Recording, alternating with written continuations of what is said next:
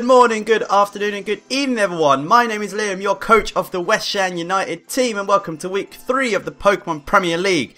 In last week we went 2-0. We are currently sitting at, I don't remember, I'm going to quickly check.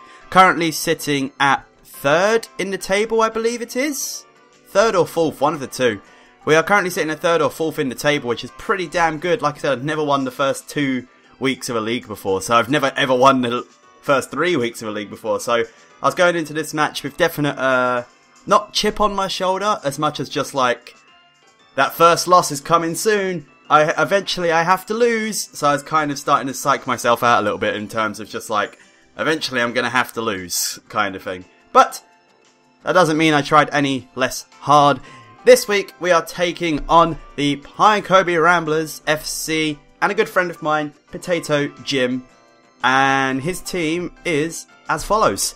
He has a Jirachi being his Z anything user, a Sylveon, a Zygarde 50% form, Mega Blastoise, regular Rotom, Miltank, Blaziken with the any attack Z crystals, Drapion, Archeops as an anything attack Z crystals, Quilladin and Cryogonal. Before this, Jim made a trade. He had Galvantula instead of Cryogonal and Rotom. As soon as he picked up Cryogonal, my pants were filled with feces, because Cryogonal actually does a number to my team. Like, he could just run Freeze Dry, Flash Cannon and Hidden Power Ground, and that near enough goes through my entire draft. Not just the team I might bring against him, but my entire draft, because it hits Heatran with Ground, it hits Salamence with Ice, it hits Starmie with Ice, it hits Gourgeist with Ice, hits Weavile with Flash Cannon, hits Seismitoad with Freeze Dry, hits Electivire with HP Ground. Who am I missing out? The only one it doesn't, the only 2 it doesn't really, or the only 3 it doesn't really hit. It hits Aromatisse with Flash Cannon even, sorry. So the only ones it doesn't really hit is Hitmonlee. Everyone else takes super effective damage from a Cryogonal, which is crazy. And if Cryogonal gets Psychic, I don't know if it does, then he can just run through the team. So Cryogonal was quite spooky. And Miltank was spooky as well, because Miltank's such a fat cow. It's just huge. You don't want to fight it. It's awful. So I didn't want to fight that. But I did put together a team. Shout out to DJ once again, my good friend, for helping me build this team. So let's go over it. As you can see Rotom there. This week we are bringing a couple of members that you haven't seen before. You may have seen it quickly there. Spoilers, but I will go through them anyway. First up we have Magnum, our Weavile with Icicle Crash, Throat Chop, Low Sweep and Ice Shard with Pressure, Life Orb, Jolly Natured with 28 HP, 252 attack, 84 in defense, 4 special defense and 140 in speed. That is enough speed to outspeed a Jolly Archeops. And I just threw the rest into defense pretty much because why not? And I thought he might bring, I thought if he did have the Zygarde, he'd be running extreme speed to try and take out the Weavile. So I thought if I have a better defense and more chance of me trying to live a banded E-speed. But I do have the Throat Chop in case he has that hyper voice on Sylveon. I'm really hoping that works out. Ice Shard obviously there for the Zygarde and just priority. Icicle Crash is there because we like to have big, hard hitting ice moves. And Low Sweep is there for the Miltank and just to get some speed drops on things that might try potentially switch in.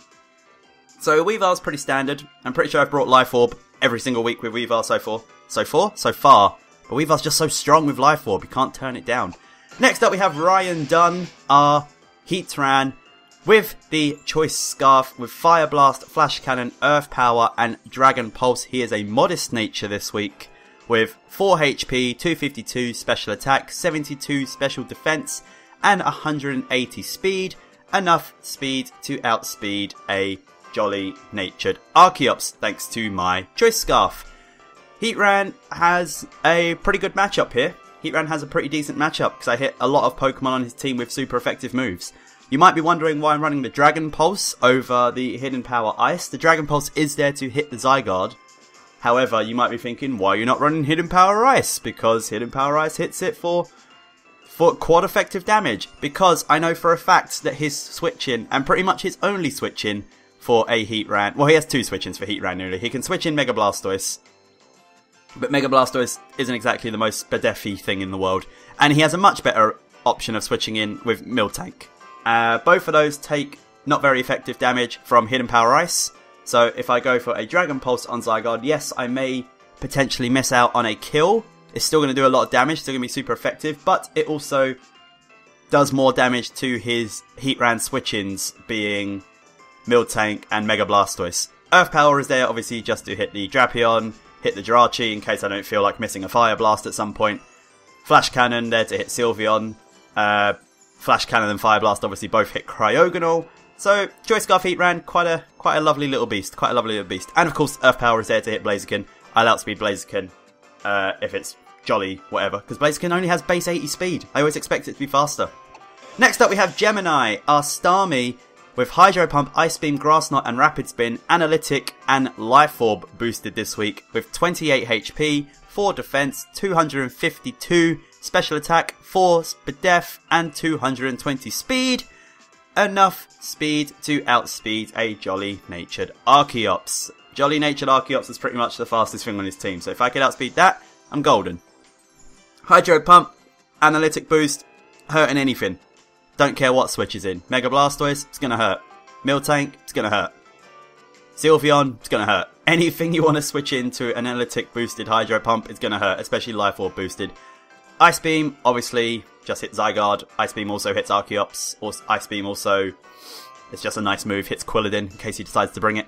Grass Knot is there for the Mega Blastoise, does decent damage to Zygarde 50%, that's pretty much it. And Rapid Spin is there to keep rocks off my side of the field, because anytime I bring Weavile, I do not want rocks on my side of the field, and Starmie's a pretty decent rocker in this game, because I can go for Rapid Spin on quite a few things, because I doubt he's going to want to keep a Mega Blastoise in on Starmie, because he can't run AV, or if he wants to run Spadef, I still probably going to do quite a lot with no matter what I go for.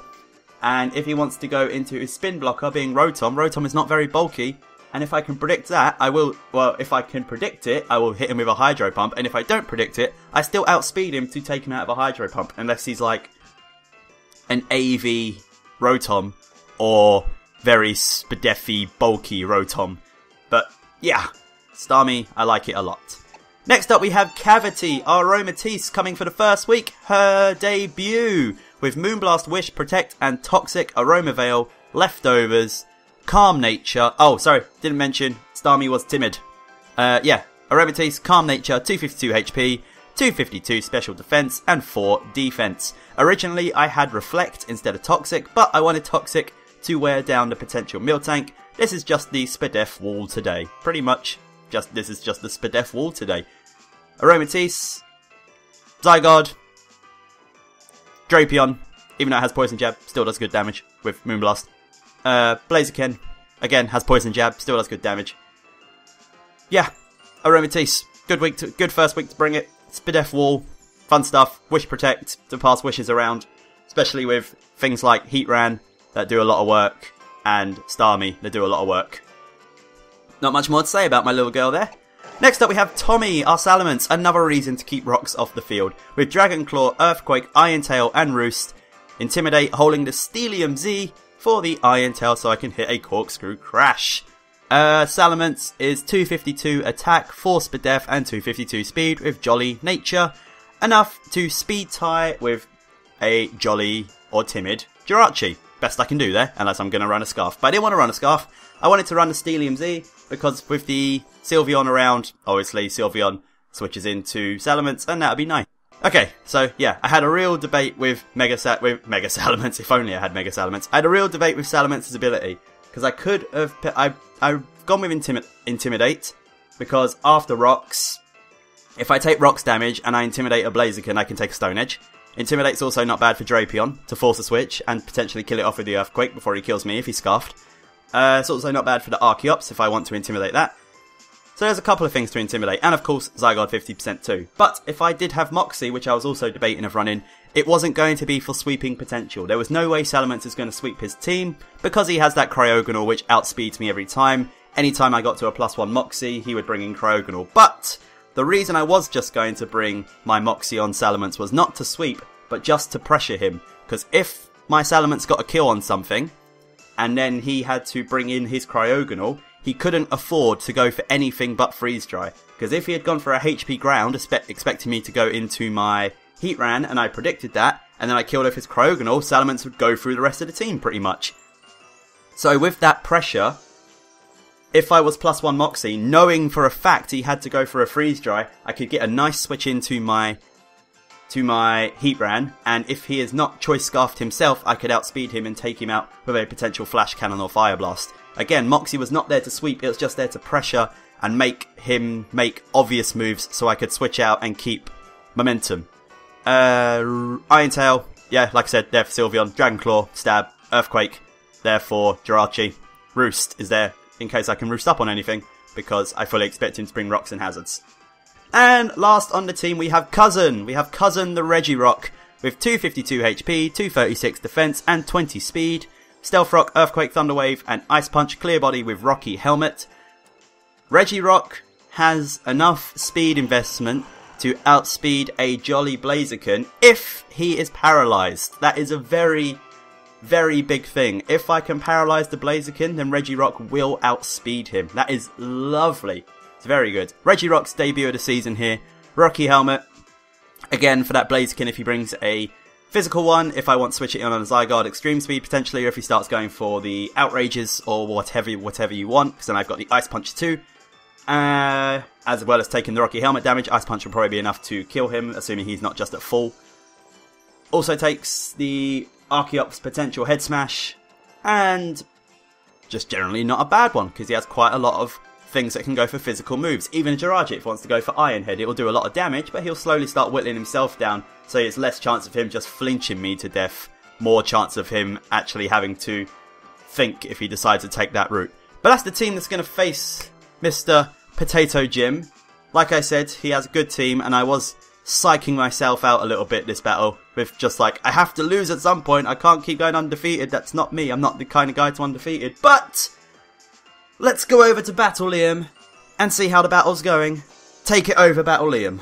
Thank you, Team Builder Liam. So, as we can see, he is bringing the Rotom, the Miltank, the Drapion, the Sylveon, the Cryogonal, and the Blaziken. So, no Zygarde 50%, no Archeops, no Jirachi, which is quite upsetting for me, because even though Miltank has base 100 speed or whatever, near enough, I could have taken some speed out of some other people, like Starmie and Weavile, and potentially just made them more bulky.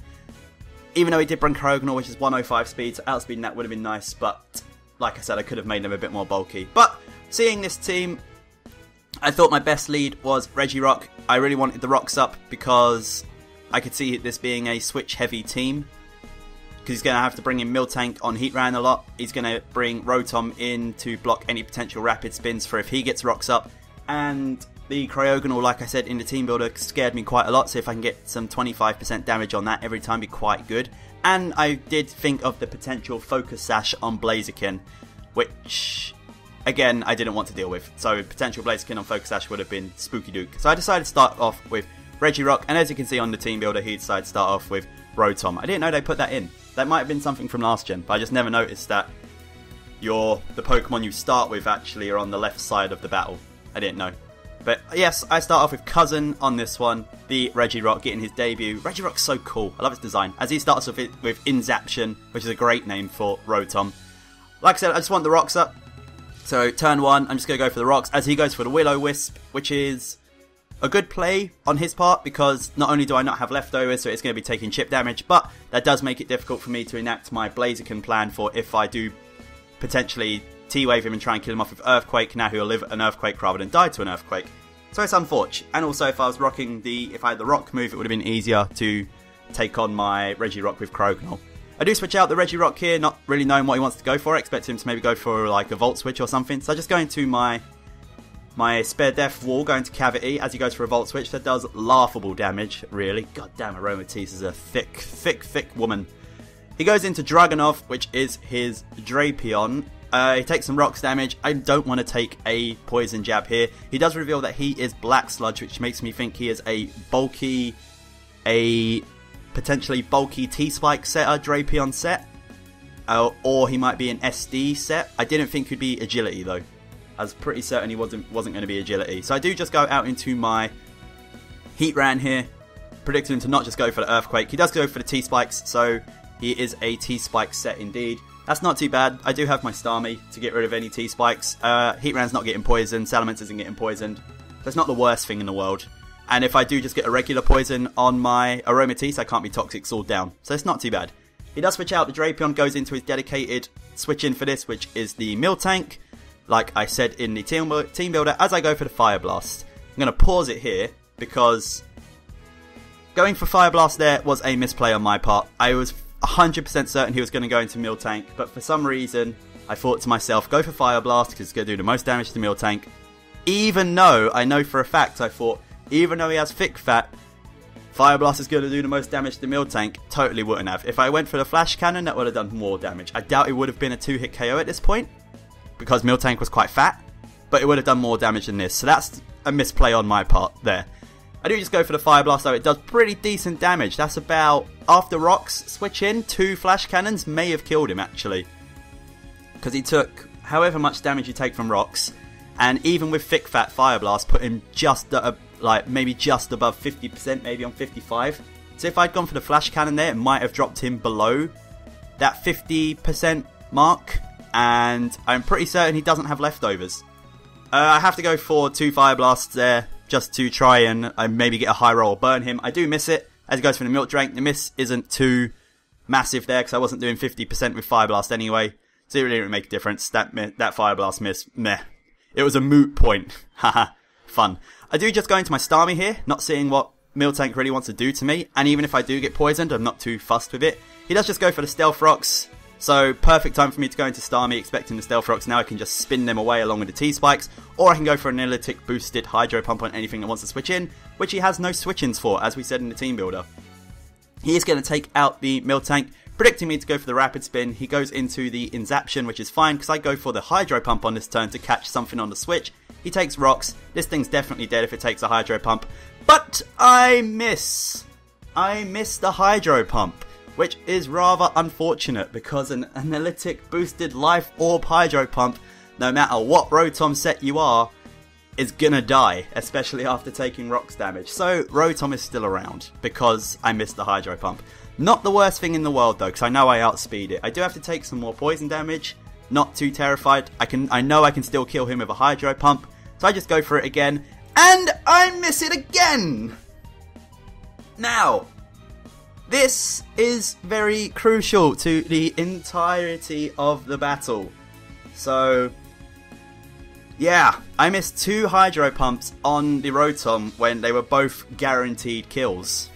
They were both a guaranteed kill on this Rotom. We checked after the battle. Starmie was definitely killing this Rotom, at least with the first one. The second one probably might have been a roll, depending on his HP investment, because he did have some, but it was a roll that was very much in my favour. So, I do miss 2 Hydro Pumps. Bearing in mind he has no switch-ins for Starmie. He does go for the Hex. I'm poisoned. I'm Psychic. I'm dead. So, my win con, or not even necessarily my win con, but something that he had no switches in for, dies because I missed 2 Hydro Pumps, which is awful. I have to go into Weavile here, just because I can't go into Salamence, because I just don't want to go into Salamence, just in case he's got, I know he has the Will-O-Wisp or anything, I know Weavile's going to outspeed, and nothing else I have could really take it out. Yes, I could have gone into Heatran, but I expected him to maybe have a HP ground, even though I outsped. I don't know. I'm not 100% certain why I went into Weavile here. I might have been on tilt a little bit, but I went into Weavile. I don't have knockoff, but it doesn't really matter. I do get poisoned here, as I just go for the... I take the Rocks damage, which is feckin' awful. Put on the Pressure, which is lovely jubbly. Here, I actually misclicked and went for Icicle Crash. I was meant to go for Throat Chop, because obviously Dark Move on Ghost, but he had the Colbur Berry, so the misclick worked in my favour. Icicle Crash did miss out on the KO, so I do take Life Orb damage, and I am going to take this Volt Switch damage, which is really annoying, again, because now my Weavile, after taking this poison damage, cannot switch into Rocks anymore, so I have to let Weavile die as well, no matter what. I have to let Weavile down on this die on this turn now too. After the poison damage, it does put me at 35%. If I switched out and switched back in, Weavile would die to Rocks, so I have no reason to save Weavile anymore. All this because I missed 2 Hydro Pumps. I've lost 2 Pokemon now because there's no way Weavile's taking on Sylveon. I've lost 2 Pokemon now just because I missed those 2 Hydro Pumps. So my team's severely weakened, especially with Weavile gone and Starmie gone. He does go for the Quick Attack, which is awesome. Awesome set to have the Quick Attack on the Sylveon, because there was no way I was ever going to click a Ice Shard on it, so that is very good prep on his part. I do just go into Tommy here as I get the Intimidate. I'm going to take the Rocks damage. I do get the Intimidate off, so even if he has Quick Attack, he'll be taking less damage. I go for the Roost on this turn, expecting him to just have Quick Attack. With the Intimidate, it wouldn't kill me, and I could Roost off the damage, see how much it's going to do.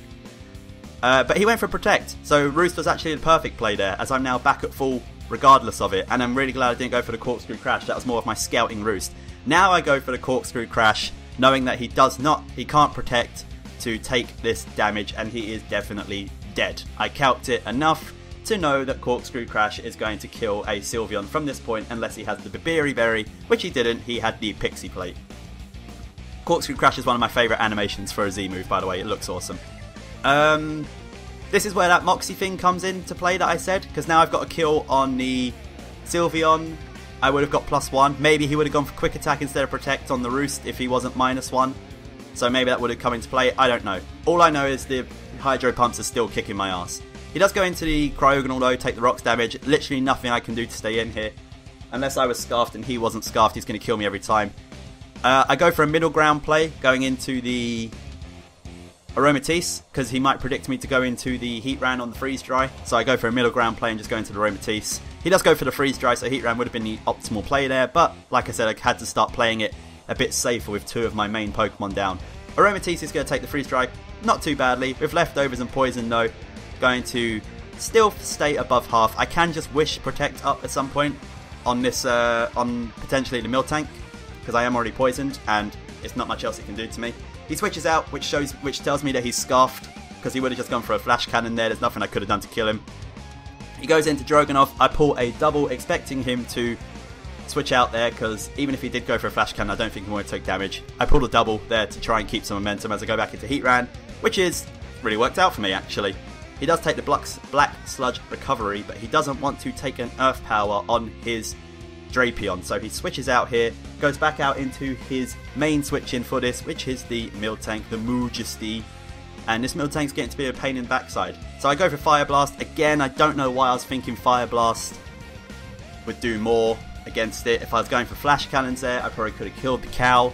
So, I don't know. I do just go out into my Salamence here, predicting him to go for an Earthquake, because I know he has Rocks, Miltank, and Earthquake. I wasn't sure if he'd have Ice Punch or not, but with the Intimidate, I might have been able to live 1. He does go for the EQ, which works out really well. I know I can just get a Roost off here against anything, but I am going to pull the double, predicting him to make the switch out into... What did I predict him to make the switch into? I can't remember now off the top of my head. Off the top of my head, I can't remember why. But I did predict him to make some kind of switch. He just goes for the Milk Drink, though.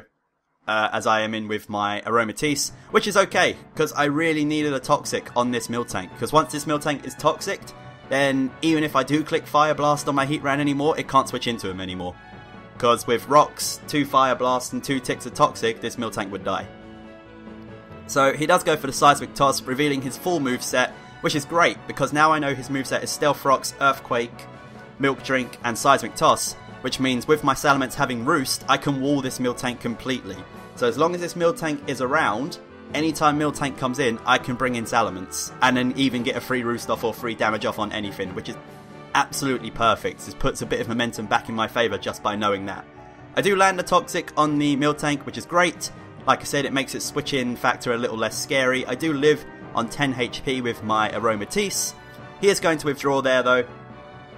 On that point, I should have gone for a Wish, because I did just want some damage on the Miltank, but I should have just gone for a Wish.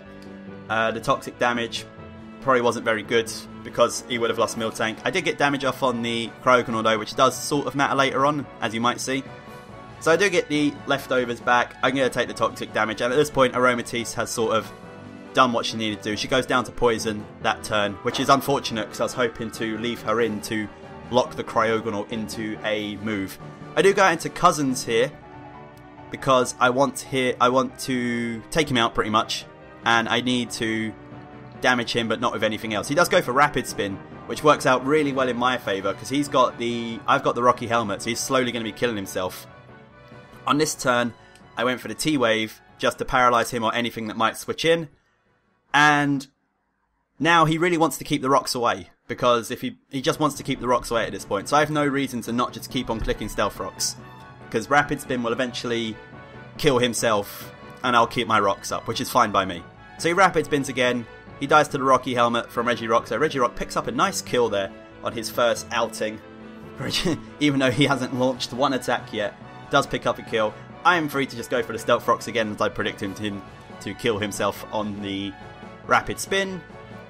Because that Blaziken is still full health, and I don't want it to have a potential Focus Sash, as it can then just mess up the rest of my team. He does bring in the Piri, the Blaziken, shiny Blaziken even, and now I have to click T-Wave. This was the whole point of Regirock, was to click T-Wave on this thing. He takes the rocks damage, he goes for an Agility, which really makes T-Wave important, so I'm really glad I clicked it on this turn, because it would have absolutely destroyed me. And I missed the T-Wave too! Boy howdy, you could imagine how cross I was. There was pens being thrown across the room, my headphones were thrown angrily against my computer screen. I would have definitely kicked a baby out of a window at that point. Probably not my own, but maybe someone I didn't know. Maybe, because I was quite cross. This whole match I've missed one Fire Blast, which, like I said, admittedly didn't matter. 2 Hydro Pumps, which severely mattered, because it made me lose not just Starmie, but Weavile too, through the sequence of plays that had to happen. And now I've missed the T-Wave as well, on a Blaziken that is +2. If I had T-Wave this Blaziken, obviously there's the potential for him to be fully paralysed, but also it would have been more potential for me to get an Earthquake off on this thing, which means it's just nice damage on Blaziken, and oh my god, I was so furious. I was absolutely furious. Like, this whole battle just didn't go my way in terms of hacks. So, I'm going to take the burn damage. Again, I don't have leftovers, so it's starting to tick up. He is at +2 with the agility. And here, he just goes for the Z move, the all-out pummeling. At this point, I actually thought to myself, it turns out he was Z Focus Blast. He was a special Blaziken, which I actually expected him to bring more than physical, because he has the Hidden Power Ice, which he brought last week against Eric to deal with the Zygarde dog. But he does have the Z Focus Blast, and he doesn't take any Rocky Helmet damage, so I thought, oh, he's a special Blaziken, not knowing that you don't take Rocky Helmet damage from Z moves anyway. So my own ignorance caused me to get to the right answer anyway, knowing he was Focus Blast. I go into Ryan Dunn here, just hoping that he misses a Fire Blast, because I can go for an Earth Power. I doubt he would switch out into the Rotom here at this point. I pretty much just have to hope he misses the Focus Blast, which would have been more in my favour had he been paralysed as well, because not only would he have had to break through paralysis, he would have also had to live my Choice Scarf Earth Power, which would have definitely killed him. He would have had to break through paralysis, and he would have had to land a Focus Blast. That's a lot of more rolls to put it in my favour than simply just dodging a Focus Blast. But this is the situation I was put in. I take the rocks damage on Heatran. He goes for the Focus Blast, as you would, and of course he lands it. Of course he can land Focus Blast, but I can't hit 2 Hydro Pumps, a Thunder Wave, and a freaking Fire Blast. So Ryan Dunn goes down. He's a +2 speed Blaziken. I go into Salamence. I know he has Hidden Power Ice, and I've pissing lost. I've lost to pissing Haxy Daxy Waxy BS, pretty much. Definitely not taking anything away from Jim. Definitely not taking anything away from Jim. Jim obviously didn't come into the team prep building session thinking he's definitely going to miss a Hydro Pump, so I'm going to do this, and this kind of thing. As picture, please. Thank you. Yeah. Not taking anything away from Jim. He didn't bring the Mega Blastoise, the Jirachi, and the Zygarde 50% because he knew I would prep for them he knew I'd prep for them a lot, so he brought things that he thought I wouldn't prep for, which was risky play on his part, but also quite brilliant in its own sense. We did talk after the battle, me and Jim, and we both acknowledged the fact that those 2 hydro pumps mattered. But it was way too early in the game to determine what might have happened if those hydro pumps landed. All I would know is that he would have no more rapid spin, so I definitely could have got hazards off my side of the field. So if he wanted them, he would have had to waste a couple more turns trying to set them back up. And he would have less Rotom, so Earth Power for me becomes a little bit more free, even though he has the Cryogonal. It's not really a switch in for Heatran. And I still would have had Weavile too. I still would have had Weavile, which admittedly against the team he brought wouldn't have done too much, but it just would have been another Pokemon to have. I'd rather have 5 Pokemon than 4 Pokemon. Like, that's just it. The Sylveon set with Quick Attack, Pixie Plate, he was Brave Natured too. That would have killed Weavile every day of the week, but I would rather have had it happen at a different point in the game and not just it to be forced happen because of that hacks kind of thing. And the T-Wave miss at the end, we both pretty much acknowledged that if that T-Wave had landed, I probably would have won. Because that would have been a lot of rolls to go in Jim's favour. Regirock probably wouldn't have killed Blaziken because I was burned. He would have I don't know if he would have outsped me. I can't remember what the speed mechanics of Thunder Wave are. But regardless if he outsped me or not, if he didn't, I would have got an Earthquake damage off on him. He said if he was T-Waved, he would have potentially gone for another Agility, as I gone for the Earthquake. So that would have been an extra turn he would have had to break through Paralysis. And I think that might have put him still slower than Heatran. Again, I'm not sure how the Paralysis speed mechanics work. I can't remember off the top of my head. I'm not that good at Pokemon. But it mattered a lot. The 2 Hydro Pumps and the T-Wave mattered a lot. Forget the Fire Blast. That didn't matter at all. That was me playing bad. I should have gone for Flash Cannon. But I'm pleased that even after the Hydro Pump stuff, I managed to pull myself back into the situation. I managed to pull myself back into the position where the T-Wave did matter. Like it wasn't just a formality at that point. I'm pleased with myself that I managed to bring myself back from what was essentially a 6-4 to potentially winning and cleaning up with a Heatran Salamence combo. Because the Miltank couldn't touch me. Both of my Pokemon killed Drapion. Rotom was dead because it was at such low health as well. And the Blaziken would have died on that turn going for the agility stuff, potentially. I don't know, there was a lot of factors in this, but we both just agreed that the hacks mattered. Again, not taking any away from Jim. I like Jim a lot. I like the way he battles. He came in with a game plan, especially with that Sylveon and stuff, and stuck to it, and pretty much won. The T-Spike's unfortunate really only for the Aromatisse, but that wasn't too important, really. It didn't play too much of a factor. Good game to Jim though. That does put us at 2-1, so we do take our first loss for the season. And now the league table is all kinds of messed up because a lot of people are on 2-1. So we have to win next game to try and keep ourselves at the top of the pack and hope some other people start losing that at the top of the pack. So thank you guys for watching. If you want to see Jim's side of the battle along with his team builder to see what crazy sets he brought, check the link in the description below. It will go to his channel.